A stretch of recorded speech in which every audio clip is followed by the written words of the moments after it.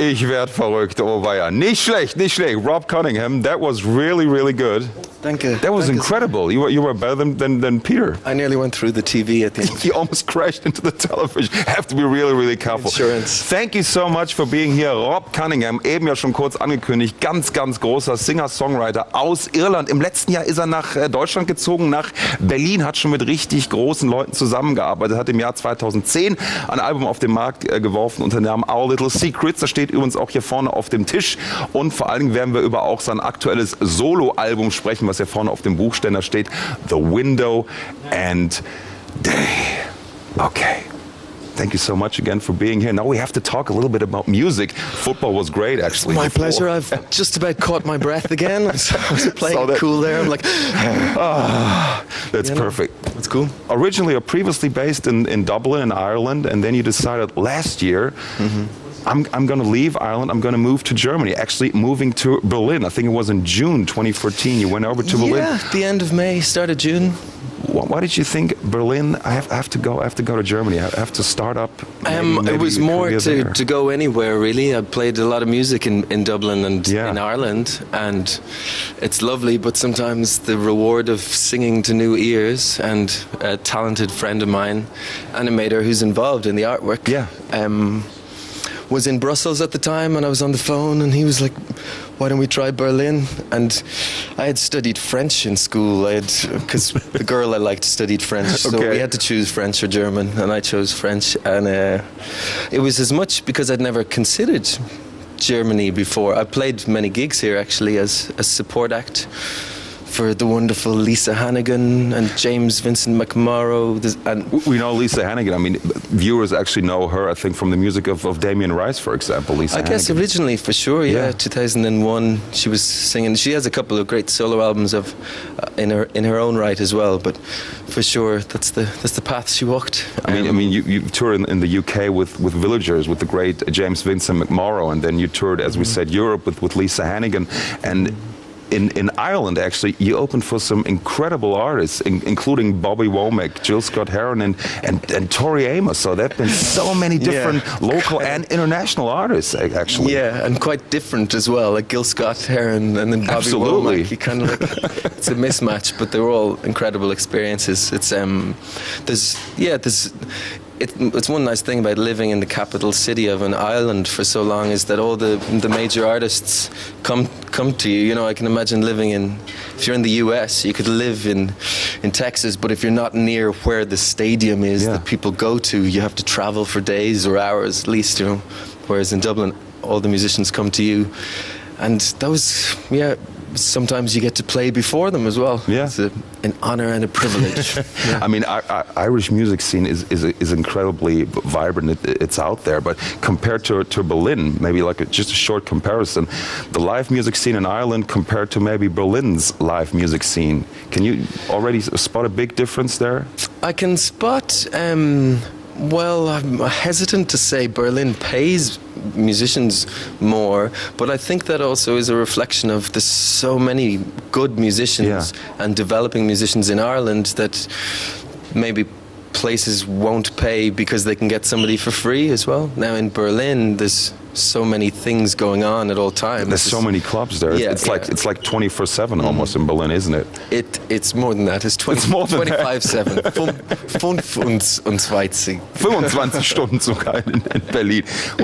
When did you first realize? I mean, I know you don't like to think of music in those terms, but you first realized you wanted a career in music. But there had to be, actually for you, there had to be a starting point, like an inspiration of sorts to really be a musician. I've been asked the question before, and I didn't have an answer that time either. I think I was talking the other day in terms of the music industry, and how just because if you like playing songs and singing them, that you kind of subscribe to an industry. I guess it's if you like playing football, then eventually you're going to have to, play to someone's rules, and so it's the same in any field, in any discipline.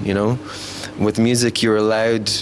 It's a bit more flexible, but in terms of there's a lot of music in my family, but again, in Ireland, there's a lot of music in everybody's family, so there's just melody in the air. So and even the idea of thinking of it as a profession, you have to take it seriously after a while, because it's like, okay, well, if this is all you do and you have to eat, then you have to put those two things together, you know.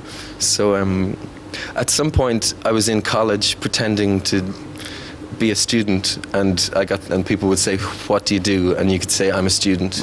And at some point I'd played enough gigs that I started saying I'm a musician. You're a musician. So now we really have to talk about Our Little Secrets. Actually, your brainchild. That's the album right next to the solo album. Very band-oriented album that was released back in, I think, 2010. Yeah. All the songs written by you, but you've chosen actually to release them under a band name. Was there any particular reason for that, releasing it under a band name? There's a lot of really good musicians playing on it, and I think, again, it's being blessed with being surrounded by so many, and at the time I was finding my feet, always written a lot of songs, and there was a gentleman named Gavin Glass, who's a fine musician and songwriter himself, but he's also an active producer, and it was a case of grabbing all my favorite musicians, or the ones that were available, and seeing what came together, and really happy with it. I'm proud of it. It was a kind of an experiment in throwing stuff and seeing what would stick. Yeah. But for me, it always felt like it was something more than a solo album. You know, you listen to the songs and there's so much going on. It's just a fiddle here and a trumpet there.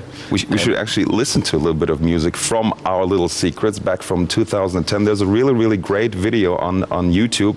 The song's called Daylight, and it's some great animation on it. Und da werden wir ganz kurz natürlich mal reinschauen. Rhob Cunningham noch mit seiner Band, beziehungsweise unter dem Bandnamen Our Little Secrets. Hier ist nämlich der Song Daylight, damit wir jetzt auch mal ein bisschen Musik von ihm hören. Hier ist er.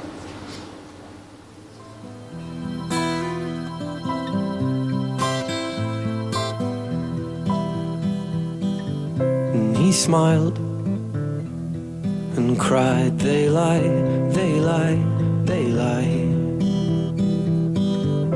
I'm well aware we barely even get to share the sky's daylight, daylight, daylight, daylight.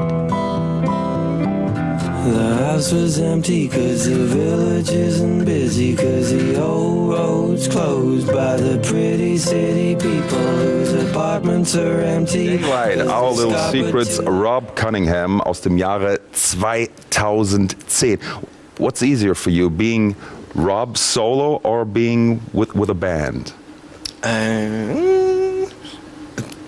They both have their qualities. Yeah. Neither would be easier. I mean, band practice is solo is when I'm in the same room as a guitar, so that's easy. But the joy of playing with other musicians, the essence of music is almost collaboration, whether it's the performer and the listener or different music makers. I bet it's not always easy also getting them always together when you have to go on tour and everything. For sure, and that was one of the hurdles with Our Little Secrets, was because you got a dude who plays with, well, yeah, they all play in other amazing bands, so it's one of the easier things in terms of playing solo. Like the solo album, The Window and Day, the songs I picked as much because I knew that they would stand on their own. Now there's lovely stuff. There's a flute over a song. There's a piano, but it's always kind of complementing what's there. And when I play it solo, I don't feel that stuff is missing as such. But none of it's easy. There's no easy. We'll be talking a lot more with you later on, and we have to actually talk about the solo album, which came out in September last year, The Window and Day. You went all the way up to Iceland with a legendary producer, actually, who worked with Sigur Rós, who worked with Björk. Valgeir Sigurdsson. Incredible producer. We have to talk about that in a little while. And then you'll also do a really nice performance from the first album, actually a song, and from your solo album. Thank you so much for this point. Rhob Cunningham immer noch bei uns zu Gast. Ganz großer, talentierter Singer-Songwriter, wohnt mittlerweile bei uns in Deutschland, in Berlin. Gleich noch jede Menge natürlich hier bei uns bei Lifestyle. Jetzt geht's erstmal rüber zum, nur so eine Kombi-Geschichte ist das wieder. Alle zusammen hier im Klickblick.